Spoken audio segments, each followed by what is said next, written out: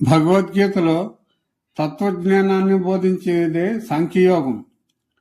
తనను శరణుజొచ్చిన అర్జునుడికి కృష్ణ పరమాత్మ అర్జునుడి భయాన్ని పోగొట్టడానికి ఆత్మ గురించి చెబుతూ, శరీరం నశిస్తుంది గాని ఆత్మస్వరూపమైన మనం శాశ్వతమైన వారమని, పాత బట్టలను వదిలి కొత్త బట్టలను ధరించినట్లే ఆత్మ ఒక దేహాన్ని వదిలి మరో దేహాన్ని ధరిస్తుంది. ఆత్మను ఆయుధాలు ఛేదించలేవు, అగ్ని దహించలేదు, నీరు తడపలేదు, వాయువు ఆర్పణం లేదు. కర్మణ్యేవాది కారస్తే మాఫలేసు కదాచన. నీ అధికారం కేవలం పని చేయడం వరకేనని, ఫలితం మీద కాదని, ఫలితాన్ని ఆశించకుండా పనిచేసినప్పుడే మనిషి ఒత్తిడి నుండి విముక్తుడవుతాడని కృష్ణ పరమాత్మ తెలియజేస్తూ అర్జునుడికి తన సామాజిక బాధ్యతను గుర్తు చేస్తారు. ఒక క్షత్రియుడిగా ధర్మం కోసం యుద్ధం చేయటం నీ బాధ్యత. ఫలితం గురించి ఆలోచించకుండా చేసే పని నిష్కామకర్మ అవుతుందని అంటారు.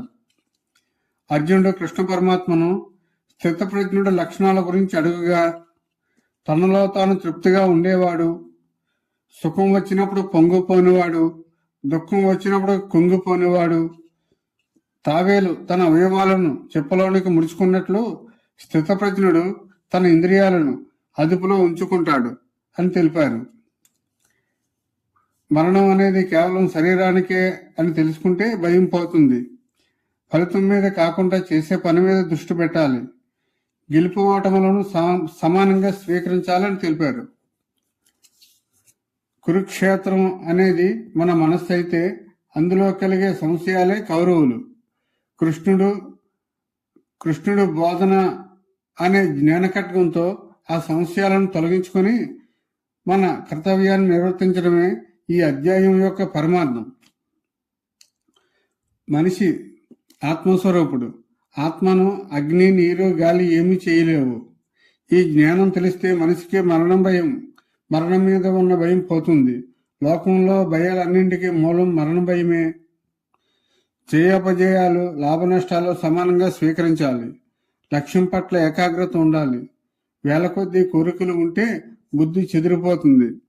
పని మీద అధికారం ఉంది, ఫలితం మీద లేదు. అలా అని పని మానేయకూడదు.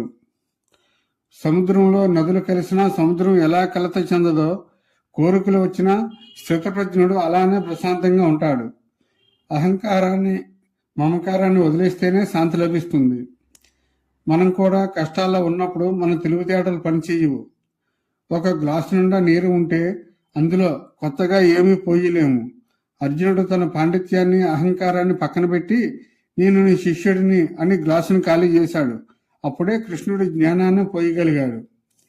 ఒక వస్తువు గురించి పదే పదే ఆలోచించడం వల్ల దాని మీద కోరిక పుట్టడం, అది కావాలన్న మండుతనం, అది దొరకకపోతే వచ్చే కోపంలో విచక్షణ కోల్పోవడం, తప్పుల విచక్షణ మర్చిపోవడం, తెలివితేటలు నశించడం, మనిషి పతనం కావడం జరుగుతుంది. మనం బ్రహ్మస్థితిలో ఉండాలి. బ్రహ్మస్థితి అంటే జీవించి ఉండగానే పరమానందం పొందటం. యుద్ధం మధ్యలో ఉండి కూడా కృష్ణుడు నవ్వుతూ జ్ఞానాన్ని బోధించాడు. అంటే సమస్యల మధ్య ఉన్న మనం ప్రశాంతంగా ఉండొచ్చు అని దీని అర్థం. మీ చిన్నారులకు భగవద్గీత గురించి తెలియజేసి వారిలో నైతిక, ఆధ్యాత్మిక విలువలను పెంపొందించడానికి ఇలాంటి వీడియోలను వారికి వినిపించండి.